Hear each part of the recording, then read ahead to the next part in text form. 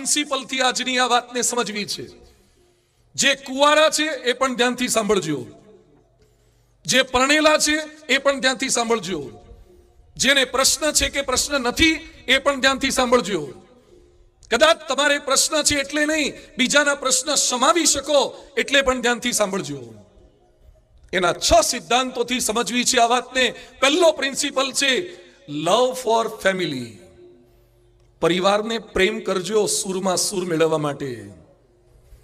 The 7 habits of highly effective પીપલના લેખક Stephen કવી, એની પાસે એક વ્યક્તિ ગયો અને પછી કહે છે, હું ને મારા પત્ની એકબીજાને ચાહતા નથી તો શું કરવું? તો પેલો કે પ્રેમ કરો. એ કે પણ પ્રેમ નથી એ તો તકલીફ છે, એટલે જ કહું છું પ્રેમ કરો. એ કે પણ બિલકુલ પ્રેમ નથી. તો કે શરૂઆત કરો. તો કે પ્રેમ કરતા છે, પ્રેમ કર્મ છે, પ્રેમ ક્રિયાપદ છે, પ્રેમ ફળ છે. પ્રેમ જ શરૂઆત છે. 2.5 અક્ષર પ્રેમ કા પઢેસો પંડિત હોય. પ્રેમ કરો, પરસ્પર પ્રેમ કરો. ઉટાની બ્રિધમ યંગ યુનિવર્સિટીમાં ન્યુરોસાયન્સ સાયકોલોજીના પ્રોફેસર જુલિયન હોલ્ટ લખે છે કે એકલવાયાપણું એક દિવસમાં 15 સિગારેટ પીવા જેટલું ખતરનાક છે. એકલવાયાપણું, લોનલીનેસ. આ કોરોનામાં જે મર્યા છે ને એમાં ઓક્સિજનના અભાવે તો ઘણા મર્યા છે, પણ એકલતાના બીકથી કેટલાક મરી ગયા છે, ગભરાઈ ગયા છે. ઘણા તો હોસ્પિટલમાં જતા જતા કહીને ગયા કે હવે લગભગ પાછા નહીં અવાય. અમુક હાજા હારા હતા તો એ પાછા ના આવ્યા. એકલતા ક્યાંક મારી નાખે છે. તો પરિવારના સભ્યોને પ્રેમ કરીએ. અમેરિકાના બાળકોના સર્વેક્ષણમાં 59% બાળકો એમ કહે છે કે અમને મમ્મી કરતા ટીવી વધારે ગમે છે. યાદ રાખજો, બહારના લોકોને તમે બુદ્ધિમાન છો, ધનવાન છો, રૂપવાન છો, કળાવાન છો, શક્તિવાન છો એટલે ગમો છો, પણ તમારા પરિવારને તમે એમના છો ને એટલે ગમો છો. તમારા પૈસા ઓછા થઈ જશે ને ચાહકોની સંખ્યા ઘટી જશે. તમે પોસ્ટ પરથી ઉતરી જશો ને, પેલા બ્લેક કેટ કમાન્ડો મળતા હતા, પછી તો આગળ નહીં, પાછળ લાલ લાઈટ નહીં, ક્યાંય લાઈટો નહીં આપે. આ તો જ્યાં સુધી સત્તા પર હોય ત્યાં સુધી લોકો પૂછે છે, જ્યાં સુધી પૈસા હોય ત્યાં સુધી લોકો બોલાવે છે. કશું જ નહીં હોય છતાં પણ તમને એક જ હૂંફ આપશે, એ તમારા પરિવારજનો હશે. જે મિત્રો સાથે રમવું, જમવું, હરવું ફરવું ગમે છે, તમારા પરિવારજનો યાદ આવે છે. જે મિત્ર ન મળ્યો તો મિસ યુ. કોઈ દાડો પરિવારને લખ્યું મિસ યુ? મિત્રને મિસ કરો છો, પરિવારને મિસ કરતા એમ લાગે છે? જેમ મિત્રોની ગેરહાજરી ડંખે છે એમ પરિવારજનોની ગેરહાજરી તમને સાલે છે. અમેરિકાના મનોવિજ્ઞાની ડોક્ટર વિલિયમ નેગલરનું પુસ્તક છે the dirty half dozen, 6 radical rules to make relationship last. 30 વર્ષના અનુભવ પછી કહે છે કે 24 કલાકમાં 24 મિનિટ તો પરિવારજનો સાથે બેસવું જ જોઈએ. You just have to be together. ખાલી બેસો. કોઈ પ્રોડક્ટિવ કામ ના હોય તોય બેસો. ભલે છાપું લઈને બેસો, ભલે વાર્તા કરો, ભલે મગફળી ખાઓ, કશું જ ના હોય તો ગપ્પા મારો, પણ બેસો. આપણા ત્યાં ઓટલા કલ્ચર જે હતું ને, ટેન્શન ડિપ્રેશન દૂર કરવા માટેનું મોટું પ્લેટફોર્મ હતું. બેસવા માટેની આ જે અંદરની સંપની ભાવના હતી. રાજકુંવરી સીતાને લગ્ન પછી પણ દુઃખ ખૂબ આવ્યું હતું, પણ છતાં પરિવારજનો સાથે પ્રેમ હતો. એટલે એ સીતા પ્રાર્થના કરે છે, ભૂયો યથા મે જનનાંતરેપી તમેવ ભરતા ન ચ વિપ્રયોગ. મને જન્મો જન્મ રામ જ પતિ તરીકે મળે. પરિવારને પ્રેમ કરો. પ્રેમ કરો એટલે અગવડો, આપત્તિને, અસફળતામાં તમને ટકાવી રાખશે. એક અવકાશ યાત્રી મહિનાઓ સુધી સ્પેસમાં રહ્યો, અને સ્પેસમાં રહેવું બહુ અઘરું છે. કારણ કે સ્પેસ કેટલી મળે? આમ સ્પેસમાં હોય પણ સ્પેસ બિલકુલ ના હોય. કોઈ મળે નહીં, કશું જોવાય કરાય નહીં, શું આનંદ આવે? એમ થાય કે સ્પેસમાં ગયા, સ્પેસએક્સ દ્વારા ગયા, કેટલાક નામય નોંધાવે સ્પેસમાં જવું છે. એણે લખ્યું છે કે જ્યારે જ્યારે હતાશા, નિરાશા આવે ત્યારે મારા પરિવારનો ગ્રુપ ફોટો હું સાથે લઈને ગયો તો, એ જોતો તો એમાંથી મને હિંમત મળતું હતું. તમારા પરિવારનો ગ્રુપ ફોટો રાખજો. કેટલાકને વંશાવલી હોય છે. તમારા ફેમિલી મેમ્બરનો એક ફોટો રાખો, શક્ય હોય તો પાકીટમાં રાખો. બહુ મોટું બળ આપે છે, હિંમત આપે છે. એક આત્મીયતાનું લક્ષણ છે. હીરો હિરોઈનના ફોટા રાખે. એક ઘરમાં ઉગ્યો અને એક હીરોનો ફોટો રાખ્યો તો છોકરાને મેં કીધું કેમ રાખ્યો? મને કે મારી મમ્મીને બહુ ગમે છે. તાર પપ્પાનો રખાવડાવ નતો? હીરોના ફોટા રખાવડાવે છે. અમેરિકન રાષ્ટ્રપ્રમુખ ઓબામા બોલ્યા હતા, હું છેલ્લા શ્વાસ લઈ રહ્યો હોઈશ અને વીતેલી જિંદગી વિશે વિચારીશ તો મારું કોઈ ભાષણ કે મેં સહી કરેલો કોઈ કાયદો નહીં, પણ મેં પરિવાર સાથે વિતાવેલી જિંદગીની સૌથી કિંમતી પળો મારી સામે હશે. ઓબામાનું સ્ટેટમેન્ટ છે. હમણાં એક સર્વે થયો છે, બહુ સરસ સર્વે છે. આ પૃથ્વી પર સૌથી મોટો આનંદ કયો છે? હાર્વર્ડ યુનિવર્સિટીએ સર્વે કર્યો. વિશ્વના 101 દેશમાં ફરીને 1 લાખ પરિવારોનો સંપર્ક કરીને 8 વર્ષ એમાં ગયા કે વિશ્વમાં પૃથ્વી પર સૌથી મોટો આનંદ કયો? 67% એમ બોલ્યા કે આ પૃથ્વી પરનો સૌથી મોટો આનંદ તમારા નજીકના પ્રિયજનો સાથે વિતાવેલો શ્રેષ્ઠ સમય એ પૃથ્વી પરનો શ્રેષ્ઠ આનંદ છે. તો પરિવારને પ્રેમ કરવો એટલે શું? સમય આપવું. પ્રેમ કરવો એટલે મેં કાલે વાત કરી હતી, પરિવાર સાથે બેસો એટલે સોશિયલ મીડિયાને બાજુ પર રાખી દો, બાજુ પર મૂકી દો થોડોક સમય. અરે જે તમારા નથી એને ટાઈમ આપો છો, તો જે તમારા છે એને તો થોડોક ટાઈમ આપો. જેને ઓળખતા નથી એના માટે કલાકો તમે આપ્યા કરો છો. પેલા ઈ શું ખાધું ને પેલા ક્યાં ફરવા ગયા. પરિવાર માટે સમય આપો. બીજું છે પરિવારને યાદ કરો, સુખમાં યાદ કરો. રામાયણમાં સરસ પ્રસંગ આવે છે કે રામને જ્યારે રાજ્ય ગાદી મળતી હતી ત્યારે રામ બોલ્યા, બિમલ બંશ અનુચિત એકુ બંધુ બિહાઈ બડેયું અભિષેકુ. રઘુવંશ બહુ સારો છે, પણ રઘુવંશની એક રીત મને નથી ગમતી કે મેં સાથે રમ્યા જમ્યા ઉછર્યા અને જ્યારે રાજગાદી મળવાની થઈ ત્યારે 4 ભાઈમાંથી મને એકલાને જ કેમ સિલેક્ટ કર્યો. આ રઘુવંશની સારી રીતિ નથી. સુખ મળે ત્યારે પણ ભાઈઓને યાદ કરો, પરિવારને યાદ કરો, દુઃખમાં યાદ કરો, બીમારીમાં, નિષ્ફળતામાં યાદ કરો, સારા પ્રસંગે યાદ કરો. પરિવારના તમામ સભ્યોના જન્મદિવસ યાદ રાખીને નાનું નાનું વિશ કરવાનું ચાલુ રાખો. લગ્ન દિવસ યાદ કરી શકાય. નાની નાની સરપ્રાઈઝ આપો. ગિફ્ટ બહુ અગત્યની નથી હોતી, પેન, પેન્સિલ, રબર કે નાની નાની ગિફ્ટ, પણ એ પરિવારને ચેતનવંતી કરી દેતી હોય. દૂધપાકમાં કેસર એ કિલો ના હોય, એ તો મિલીગ્રામમાં હોય, પણ દૂધપાકની ક્વોલિટી બદલી નાખે. એમ તમારી સરપ્રાઈઝ રૂપે ગિફ્ટ એ તમારા ઘરનો કલર બદલી નાખશે, તમારા સંબંધોનું ચામ બદલી નાખશે. તો પરિવારજનોને પ્રેમ આપવો એટલે સમય આપવો, એને યાદ કરવા, સભ્યોને સહેજે આદર આપવો.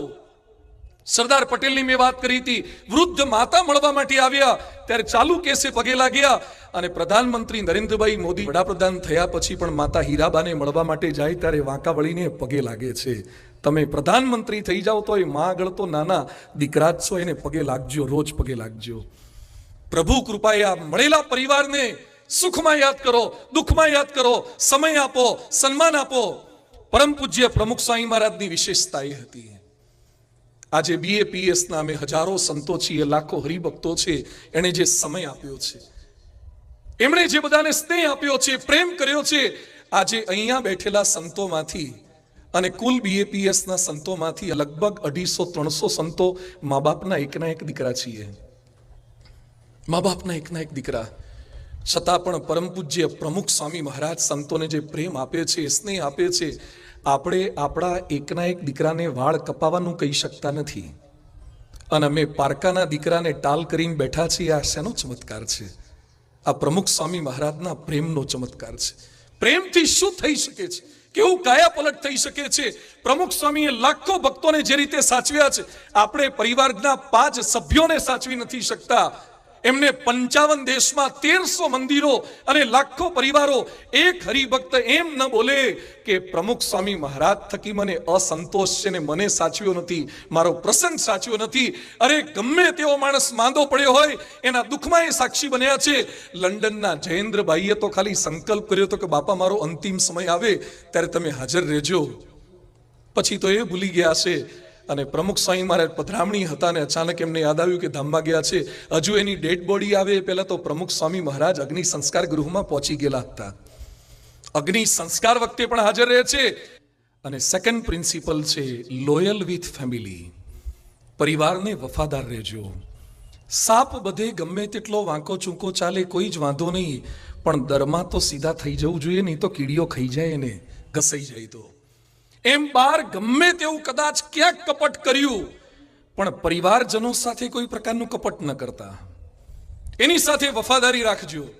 વફાદારી એટલે એની સાથે ખોટું બોલાય નહીં. મારા પરિવારજનો સાથે હું ખોટું કેમ બોલી શકું? પણ આપણી ક્યાંક શિક્ષણમાં તાલીમ જ ખોટી છે.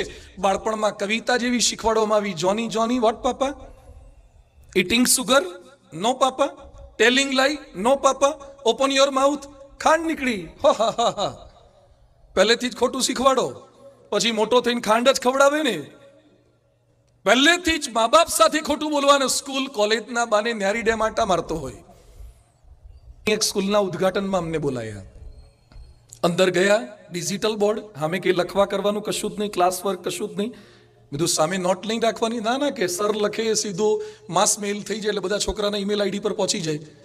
મને કે સ્વામી ક્લાસમાં એન્ટર થતા અહીંયા સ્કેન કરશે અંગૂઠો એટલે એના ઘરે મમ્મી પપ્પાને મેસેજ જતા રહેશે કે તમારો દીકરો કે દીકરી સ્કૂલમાં એન્ટર થઈ ગયા. બધું આ તો બહુ સારું કહેવાય. મને કે તમે ભણતા હતા ત્યારે આવું હતું? બધું અમે ભણતા હતા ત્યારે મા બાપને પૂરેપૂરો વિશ્વાસ હતો કે સ્કૂલમાં જ ગયા હશે. તો પરિવારજનો સાથે ક્યારે ખોટું ન બોલીએ. એ વિદ્યાર્થી ન બોલે, પતિ ન બોલે, પત્ની ન બોલે, પરિવારના કોઈ સભ્ય ન બોલે. ચેટિંગ બીજા સાથે કરતા હોય ને મા બાપ સાથે ખોટું બોલીએ છીએ. વફાદારી એટલે આપેલ વચનને ક્યારે ખોટું ન પાડવું. રામે 14 વર્ષ વનમાં જવા માટે સ્વીકાર કર્યો.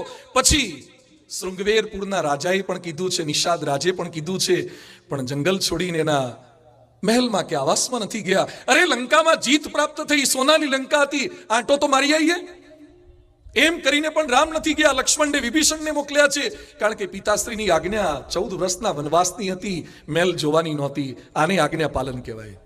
ગાંધીજી વિલાત ગયા અને દારૂ નહોતા પીતા, માંસ નહોતા ખાતા. એ સમયે વિદેશીઓ ગાંધીજીને સમજાવે, mister Gandhi, India is a hot country, England is a cool country, you have to drink. ગરમાટો રહે એના માટે પીવું પડે. ગાંધીજી બહુ દલીલ કરીને સમજાવતા અને ધોળિયાઓ તો વધારે લોજિકલી એમને કન્વિન્સ કરી જતા. ત્યારે ગાંધીજી એક વાક્ય બોલતા હતા, તમે ગમે તેટલી દલીલ કરો પણ હું નહીં પી શકું, કારણ કે મારી માએ મને ના પાડી છે. મારી માતા પુતળીબાઈને મેં વચન આપ્યું છે. જાદુગર કેલાલ રાજ કપૂરની પાર્ટીમાં ગયા, બધા દારૂ પીતા હતા, પણ જાદુગર કેલાલે દારૂ ન પીધો.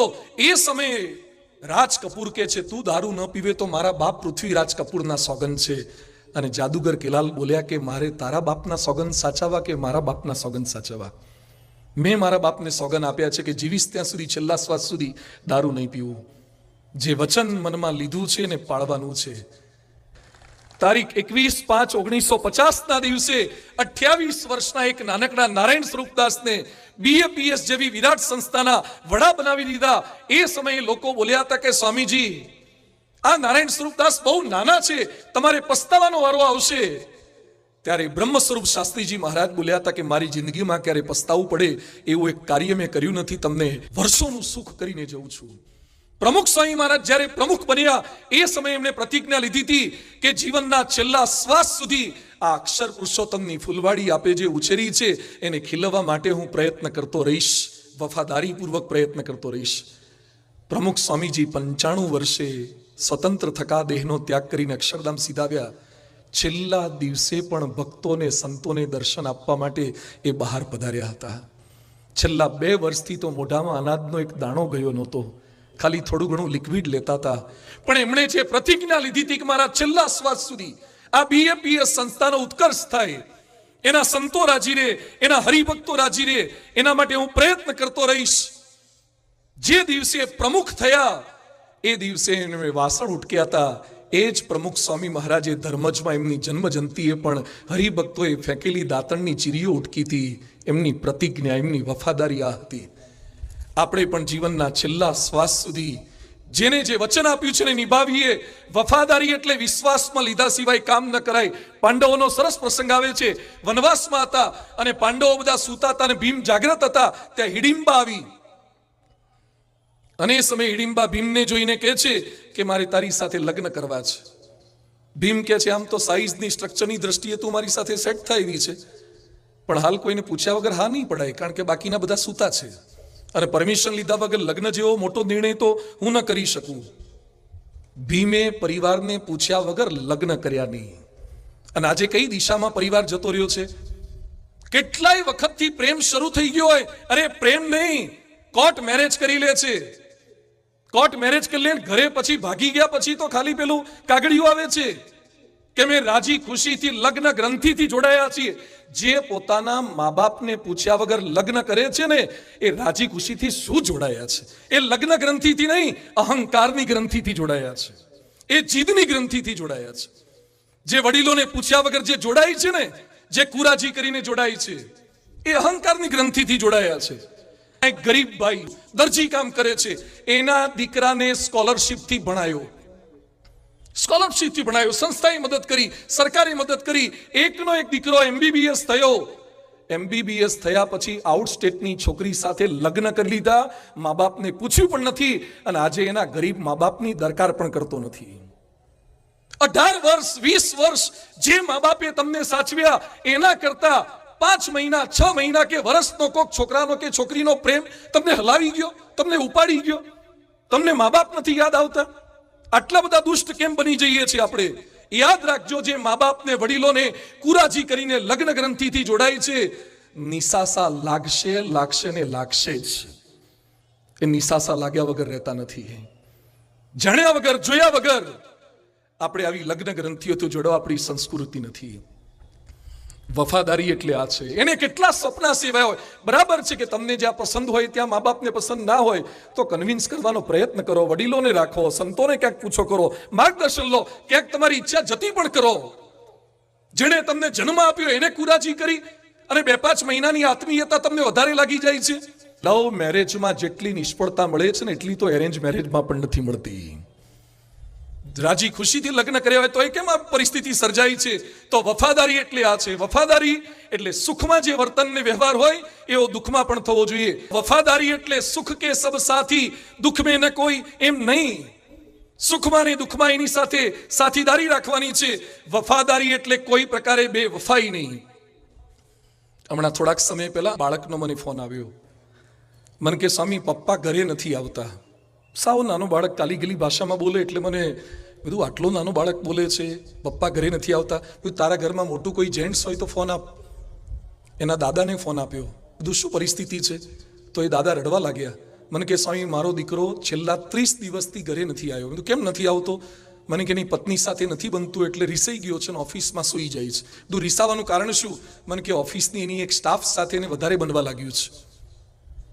એનો બાપ રડે, એનો નાનો દીકરો રડે. હું અમદાવાદ ગયો ત્યારે ભાઈને મળવા 2-3 વાર ફોન કર્યા, ના આવ્યા. છેવટે આવ્યા ત્યારે મને કહેવું પડ્યું, તું ઘરે તારો બાળક છે, ઘરે તારી પત્ની છે, તારા મા બાપ રડે છે અને આવી બેવફાઈ કેમ કરો છો? યાદ રાખજો, આ મોબાઈલ ને સોશિયલ મીડિયા છે ને તમને તમારી પત્ની સાથે દગો કરતા 1 સેકન્ડ નહીં લગાડે અને તમારા પતિ સાથે બેવફાઈ કરતા જ શીખવાડશે. જો તમે ખટકો નહીં રાખ્યો તો.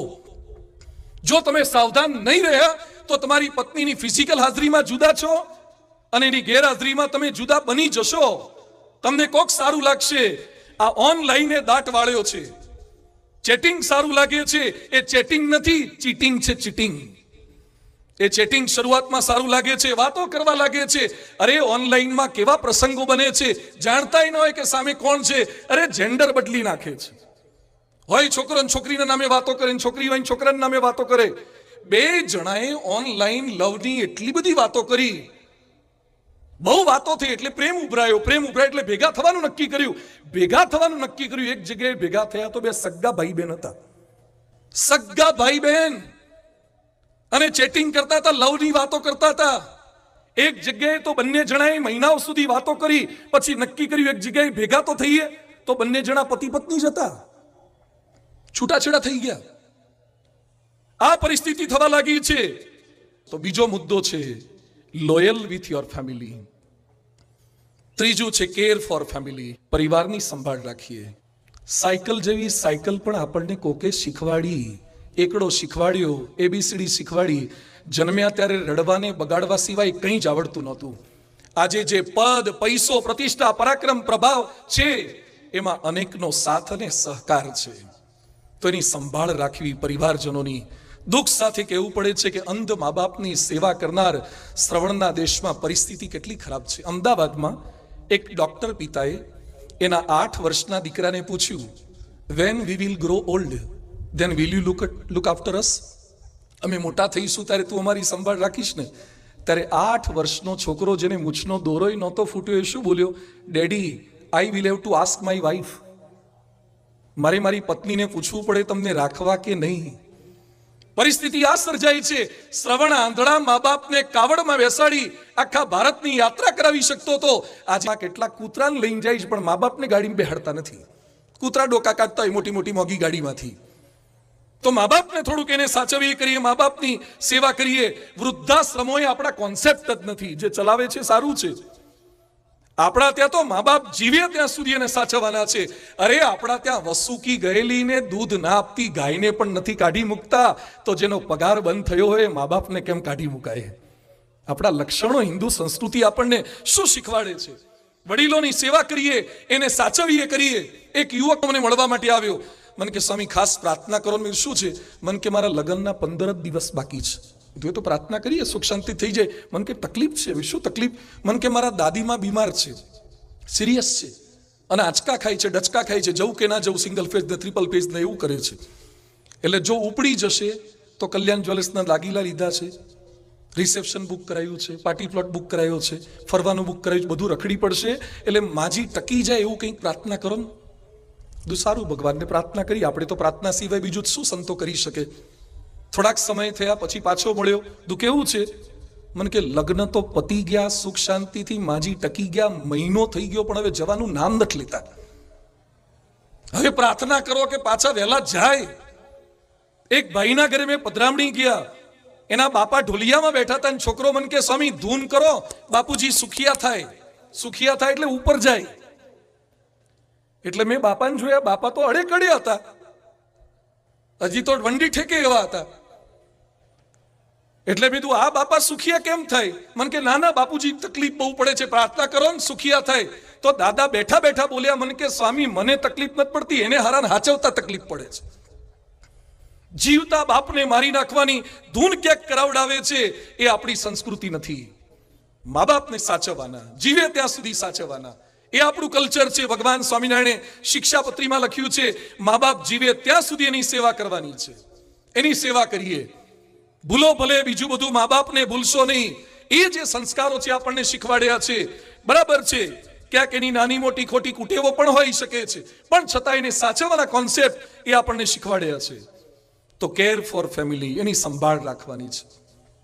ઇન્દોર IIMના ડાયરેક્ટર રવિચંદ્રન સાહેબ બોચાસણ ગુરુ પૂર્ણિમાના ઉત્સવમાં આવ્યા હતા પ્રમુખ સ્વામીજીને મળવા માટે. એ વખતે પ્રમુખ સ્વામી મહારાજે સંતોને કીધું કે સાહેબ તો ગાડીમાં બેસીને આવ્યા છે, મુસાફરી કરી ઇન્દોરથી સીધા બોચાસણ બોરસદ પાસે આવ્યા છે, તો સાહેબને આરામ મળે એવી ગોઠવણ કરજો. પછી પ્રમુખ સ્વામીજી એમ બોલ્યા કે સાહેબ તો જતી વખતે પણ ગાડીમાં બેઠા બેઠા જવાના છે, એટલે કદાચ ઝોલા ખાઈ લેશે, પણ ડ્રાઈવરને આરામ મળે એટલે એના માટે જુદી રૂમની વ્યવસ્થા કરજો.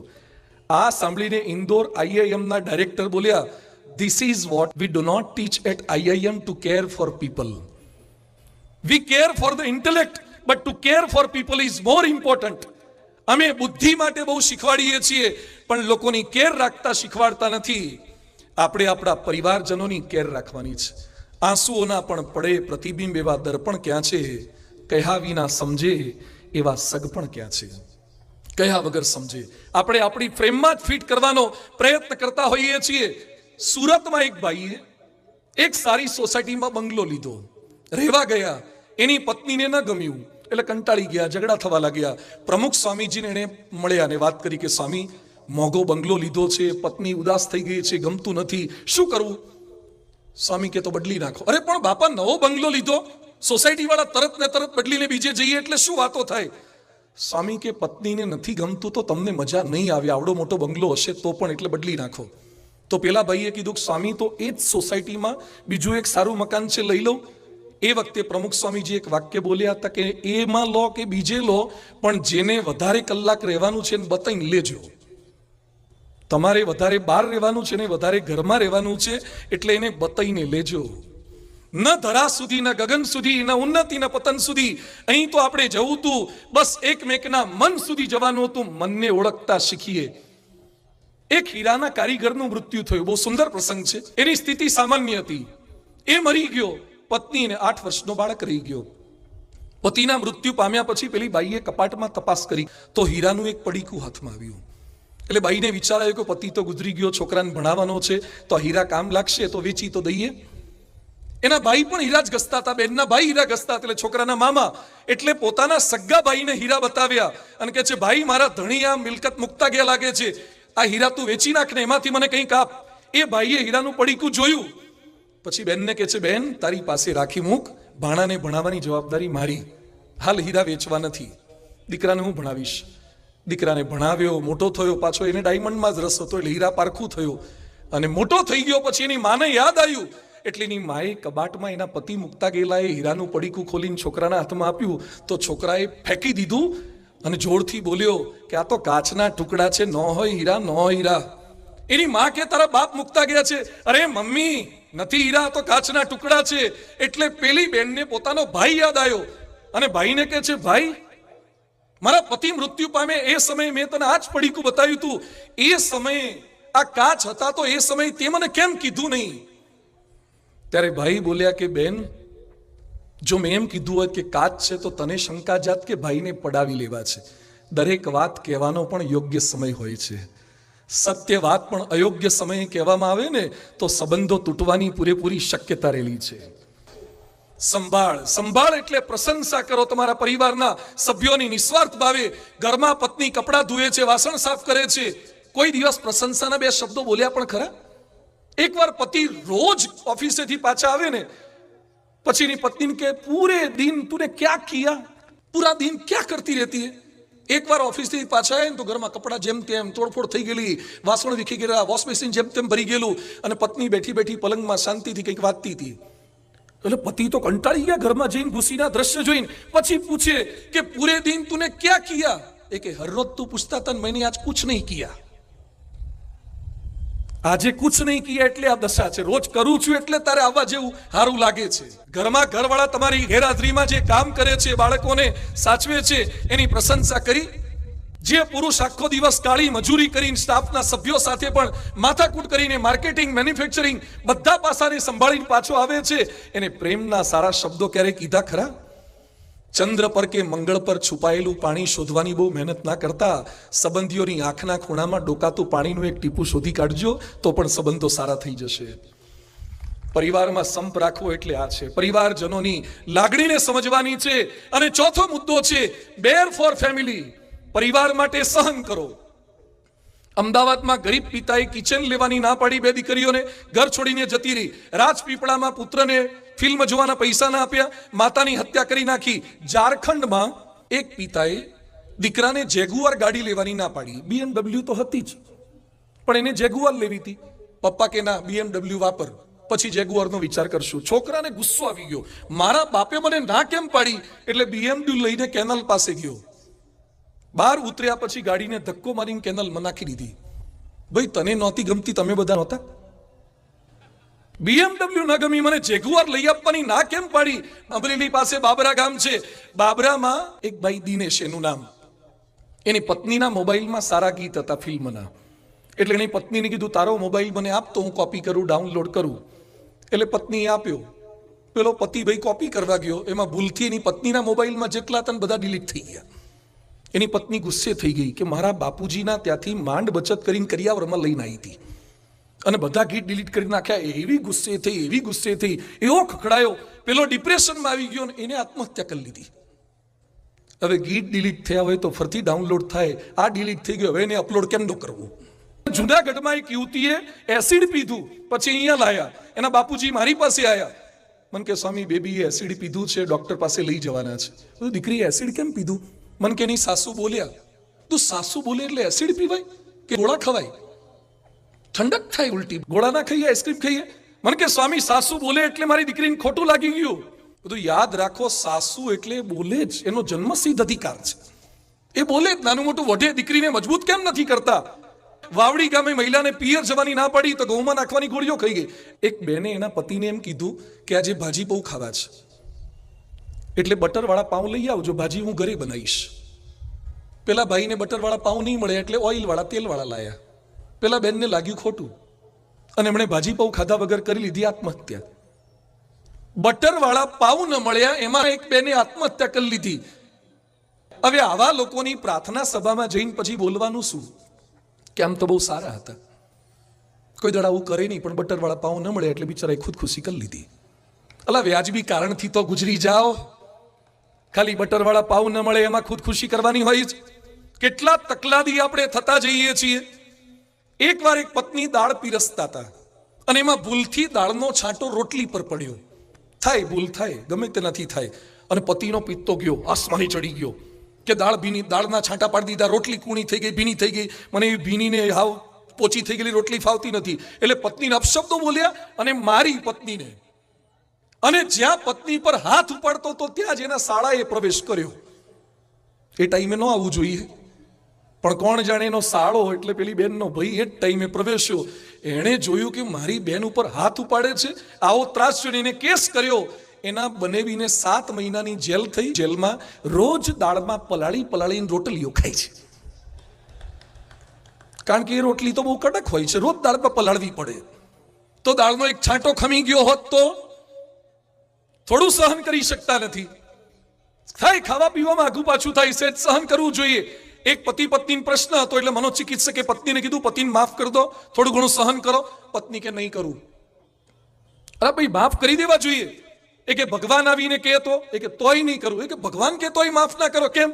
એ કે God has made my husband but he didn't married with my husband. ભગવાને મારા પતિને બનાવ્યો છે, પણ પતિ જોડે પરણે તેને ખબર પડે કેમનું એની